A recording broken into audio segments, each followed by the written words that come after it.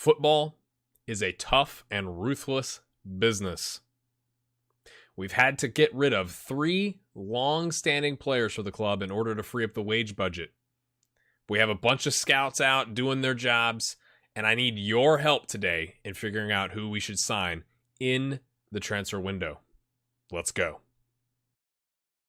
Hey there, welcome back. It's episode 46 of Dominating Denmark with BK Frem.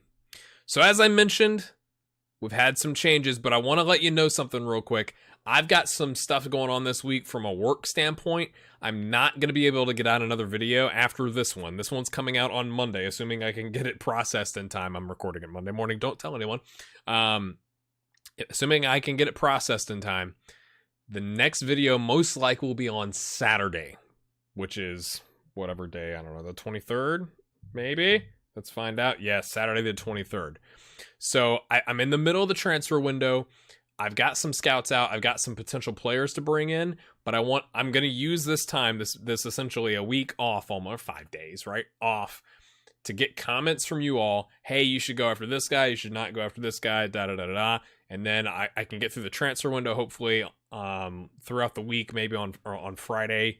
I might be able to record Friday night, something like that, to have another episode out for you guys on Saturday. So hopefully you can forgive me for that. I've been trying to be really consistent with this series. I feel like I have been, but it's just one of those things where stuff is happening in life right now. Like literally outside my house, there are some roofers here to fix some leaks in our roof. We got the fence company coming next week. So we've had some stuff going on. And I hate to drop a couple episodes, but we kind of have to. So that's what's going to go on there. There will be other episodes up on the channel. Motorsport Manager is going to be out.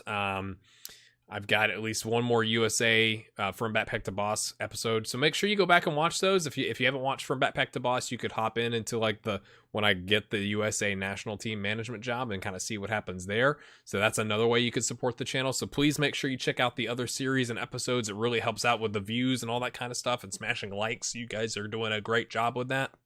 But I wanted to let you know that's what's going on. So enough about that. Let's look at what's going on here. So I think two of the 3 transfers you're going to say, yeah, it makes sense. And one of them you're going to be like, that's kind of surprising. But I think I can justify it to you, so bear with me, okay? So, the outs. We have sold Daniel Holm for $2K to Naseby. He's not getting paid. We were paying him $350 a week. He broke whatever. I can't remember what was it a leg? No, it was ligaments, right? So he's been out, sitting on the bench. His physicals dropped. He was never going to see the pitch for us again, unfortunately. I know he's a player at the club right now, like in real life. So hats off to you, Daniel Holm, 25 years old, not getting paid now. We had to get rid of him. I'm happy we got $2K for him, to be honest with you. I was more concerned with we were paying him like $350 a week, so we've dropped that off the wage budget. That's good. Camille, we had him out on loan, right? And he made 2 appearances for 6.5. average rating. Then they started playing him in their B team, essentially. Just wasn't seeing the pitch, and he was mad, and I felt kind of like, okay, we'd gotten promoted, he'd been with us a long time, let's get him a loan, let's just get rid of him, because no one was wanting to buy him, and that'll make him happy and whatever. And we were paying his wages the entire time he was on loan. So that was another, I think, $350. Yes, $350 a week that we were paying. I wrote it down because I'm gray hair. That's what happens, right? So it was time. His loan ended in on December 30th or 31st or whatever it was. He came back to the club. He wasn't ever going to see the pitch again. It still said he wanted to leave. So we have sold him on a free to B93, which is a whopping 2 divisions below us. He's getting paid $275. So he's taking a pay cut. He's gone down 2 divisions. He's happy. My hat's off to you. I really wanted to see, he still didn't have staff attributes. I was going to try and keep him as a staff member, but hey, play out your career and then come calling. And so I think those 2 are kind of expected, right? Camille wanted to leave. Holm was damaged goods, right? Time to go. We have loaned out Reinert Peterson. So I think this is the surprising one. We have loaned him out. He's coming off a broken leg. He's 2.5 star. He's a good player. I'm not saying he's not a good player, right? But he doesn't enjoy big matches. He's now rated as a first division player. He's fairly inconsistent, and he is Mr. Yellow Cards, right? That's what he does. He only saw the field 3 times for us this year. Last year, 20 times on a 703. So he's been playing well, to be fair. But he broke his leg. He's 27, right? He's about to be 28. His stuff's going to start going down, right? And so we were paying him $9.75 a week. $9.75 a week to sit on the bench. Now, granted, it was a broken leg, but I think we have other options available in the team. If you look at the team report, in the midfield, we got Vito. Kevin Foe Jorgensen is going to be our replacement. He's up and coming. He's 21. The sky's the limit with this kid. So we're going to be playing him a lot more. And we got George, Christian Andersen. We probably need to pick up another midfielder. To be fair, we got Hebo can come in there. Viscom's got a good future. Apparently, he's 21. We have options, I felt like, in the midfield that paying $9.75 a week when we have other gaps at the club seemed a bit ridiculous. And so we've loaned him out to at Videbergs. I don't know if you can hear that. I think they're on my roof right now. This is going to be awesome. Maybe thumping noises in the middle of the episode. So he's going to the team first in the Superettan, which is like the second division in Sweden. So he's going to the first. Oh, they haven't. The season hasn't started. I said he's going to the first place. Yeah, that's whatever. It's totally fine. But we've made it a mandatory future fee. So they are going to be paying they're paying his wages for the rest of the season, or whenever it is, right? Until November. It doesn't matter. Until, I guess, it's the end of their season. And then they're going to give us $11K for him. He's worth 21, so we're losing $10K on it. We only get 25% of the transfer money anyway, so it got rid of him, right? The big thing is it's saving us $9.75 a week. So I think that is absolutely massive for us. It's gotten our wage budget down. We have like $1,800 now we can spend. We were pretty much at our limit where I couldn't bring in any players, and that's obviously, bad. If you're in the transfer window, all that good stuff. We did have a bunch of clubs come at us for head coaching jobs, which we turned down. So like we had one championship club, apparently Italy. I was in the papers in Italy. It was like, Buongiorno, Grey Hair Gaming, Serie B, and then like the ones below that. I mean, I literally had like 10 interview offers from teams in Italy and like 2 or 3 League One teams and a championship team in England. So we said no the whole time. We're in the Super League, right? And we've taken Frem, and we're not leaving Frem. That would kind of ruin the dominating Denmark part of the series, right? So we're not doing that. But it's indicative of the things that we're doing at the club. You'd think the board would be happy with that, right? So that having been said, I want to show you some. Let's look at the team report. And then we'll identify our gaps, at least what I think our gaps are. And then you tell me, based on who I'm going to show you with the scouts, who we should be bringing in, right? Because again, I've had my scouts as the first season, so we're like, 5-6 months, if that, into being able to scout Europe. So it's kind of working, but a little slow. I think at striker, we're okay. I'm not saying we're great, but I think we're okay. We've got Donjo, Staring, and Kammersgaard. Copenhagen, I think, came in for Kammersgaard. And he's mad because I said, like, I want 100K. And then they were like, nope. And then he's like, you priced me out of the deal. And I'm like, sure did, buddy. He's like, I think whatever. Let's figure out. And I said 60K, and he was mad. And I said 50K is my final offer, and you have to get over it. And he was like, I guess I'm disappointed. So he's not happy, right? So he may not want to re-sign in a couple years, but whatever. We do have Adam Jakobsen, who has some potential. Apparently he dominated a game recently or last weekend for Frem, so that's good. But we have options there, right? All right, looking at the midfield, Vito is our man. Kevin Foe Jorgensen and George are going to be rotating that ball-winning midfielder role that we've been playing. In the tactic that Skunk93 gave me in the Discord, it's more of an advanced playmaker. So we got Christian Andersen can play there. We got Falk that can play there. We may not leave it just as an advanced playmaker. We may put it back on the box-to-boxer. We'll see. Or not box-to-boxer, the ball-winning midfielder. But we got Andersen there. We got Hebo, Viscom. We have options, I feel like, in midfield. Some of them not great, right? In terms of their star rating in the midfield. But we at least have some options. Maybe would like to pick up kind of like a rotational hot prospect, somebody that's got a decent star rating that can come in. But we've got Viscom, and he hasn't played much, right? 3 appearances. So we got 1, 2, 3. Andersen can play there 4. Viscom 5. I feel like we have options there, at least for now, in the midfield. Defensive midfielder, we have one option. We do have Anders Holm. He's a youngster, right? So he's okay. He can play. So we're okay there. We're not great. We're okay there because we haven't exclusively been playing the 5-1-2-2 or the 5 whatever you want to call this. I think when we had it here, it was a 5-4-1 diamond. Left wing back is a problem. We have Johannesson who can try and play there, but really Ardnell Lawrenson is our main man there. We've got some decent center backs. Right back is also not... Gundelac's not playing great. Putros is not playing fantastic for what we're paying him, right? He's a 6.75.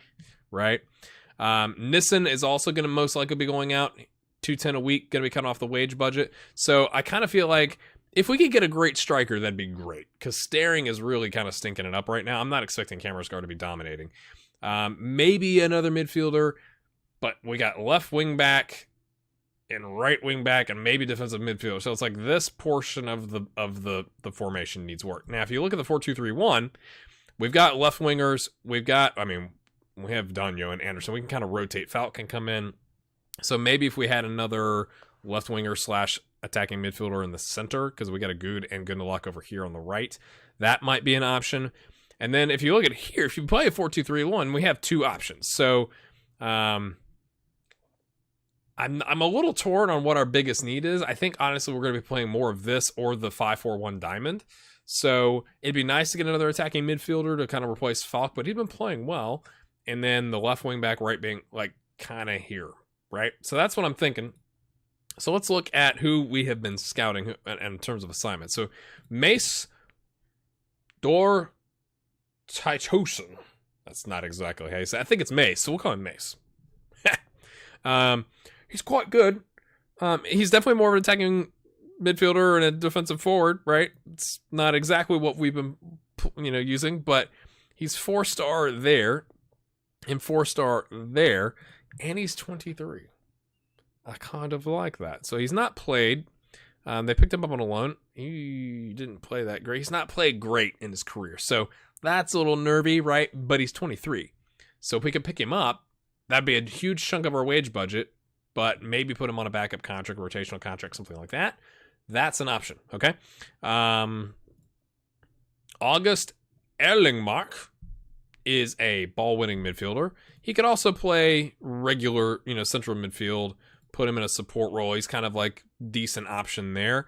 Not great at finishing, so not really more of a box-to-box midfielder. Not really an advanced playmaker because of his flair. So he's definitely more of these two options. He could play a little defensive midfielder if we needed him to. He's not great at it, but he's 22. So there's an option, right? He's getting paid $160 a week right now. His wages at most to be $750, so that would give us some room in the budget. If you look at the report, he would be, fourth option here.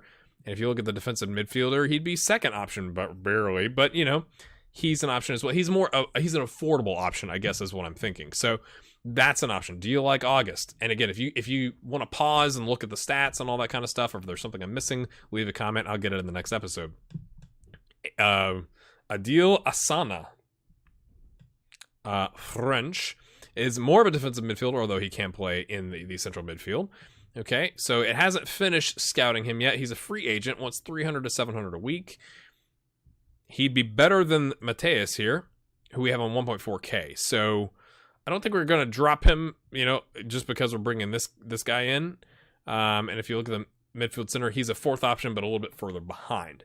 But again, relatively affordable. Fractured his ribs, but besides that, he played really well this season. That season, not so great. Got dropped. So what do you think about Adil? Andreas Poulsen. He can kind of play left. I mean, he's more of a left back than Johannesson, I believe. He's 21. He is Danish. He's playing for Holbæk. He's got really good physicals. He's not consistent. He's suited for first division. Needs to do better at marking. Potentially be a left back in the future. 500 to 1,000 or 1,100 a week. He's not really good at the left back, I guess. So not a great. I mean, he's young though, right? Like if we could get him training on the wing back, would that be an option? He's got, I think, the stats for it. Especially if we put him on a support. He's got some decent support. He's got the acceleration. Now he can't play the complete wing back. Could we go regular attacking wing back? Decent, not great. But again, I'm trying to find affordable options. So 500 to 1,100 would work. Again, we can only pick up one or two of these players, so we kind of have to pick the right ones. Gerrit Vigkamp is a German on a free transfer. Definitely more expensive. Target man, 6'4". So if you go back to the tactic that we had here, we do have a target man. We got Cameras guard, so he could rotate there. Let's look at his career history. He's played in the third Bundesliga. Okay. Done a pretty good job, but that's not exactly our level. And he's not that great from a I mean, we're still scouting him out. That could go up, I guess. Not really a great option now that I've shown it to you. Sergi Juste because he's Spanish, is a central defender, which I don't think we necessarily need a ton of, but I'm always looking to bring in good players. 575 to 1,300 a week. You know, all right. Let's look at his history. He's played really well, right? He's in good form again in the Segunda B3, whatever that is. Okay, that's pretty far down there, to be fair, right? We can go back and look at him. So he's got some good stats, but he's 28. Available on a free transfer. He's an option. Carlos Exposito is a right wing back. He's 29, Spanish. He's better than Gundelach and Putros at that. And he's just about as good on the right back. And he's not as good on the midfield. So let's look at his history. So again, he's played well. He's in the Segunda B2 and then dropped down to the B4. You know, he's 29. His physicals don't look so great, but would he be a better option on the right back? But then we've got a problem with Putros and Gundelach, right? Ola Eils is a young striker. He's got 5-star potential ability. This would be more, or apparently 4-star. Or maybe that's his current ability. Sorry, we're figuring it out. We have like 16% knowledge of him. He's available for 14K or 40K. We might be able to get a loan on him. Wants to go on loan. You know, he's unhappy. More of one of those for the future guys. If we could bring him in on a loan and kind of, you know, see how he does and then potentially offer him out. I feel like we had other players. Where are my other players? I feel like I had a defensive midfielder. Where'd he go? Let me find him. I did look at an Italian, Mattia Montecone. Again, another center back option, but he's got lots of, unlike what improved, doesn't enjoy big matches. He needs to learn the language. Where is this at? Let's look at the Sacha Pecci. Ball-winning midfielder, defensive midfielder option. Affordable, 325 to 800 a week. Better than Heba. I'd probably put him on a rotational contract. But could he come in? He's older. He's 28, but he's affordable. And I feel like this is the one I think, as I was thinking back to when I was getting ready to record this, that I was interested in your thoughts on, because he can provide that cover. He could be the backup to Hebo on the defensive midfielder. Or if he's better at him, sure, take the job. But he can also kind of cover that midfield spot that is vacated by Reiner Peterson. Now, he's not as good as Hebo, so on that side, but again, we only played Peterson 2 games this season because of his injury, and we haven't had to use Hebo, I don't think, very much in the midfield. So is that an option? What do you think about Sacha? I don't know why he's not on the other list. They're currently getting scouted because we're not currently scouting him. That's why. So he's free agent, so it's gonna be hard to get any additional information out of him. So that's what's going on there. Let's go back to our short list. Jorgensen, he's no interest in joining. An Iranian left back, but he's not even better than Lawrenson. He's slightly better on the wing back, but I don't think it's not like he's a huge upgrade. And then from there, it kind of falls off a bit. Albanian, Bardhek Bitiki. But again, not as good at the left back, and he's about the same on the wing back. So it's a bit slim pickings out there. We've freed up some budget. So I'd like your thoughts on that. I think that's where we're going to cut this episode. We've got $1,800 to spend. We got some potential options out there that I showed you. Let me know who you like, who you'd bring on.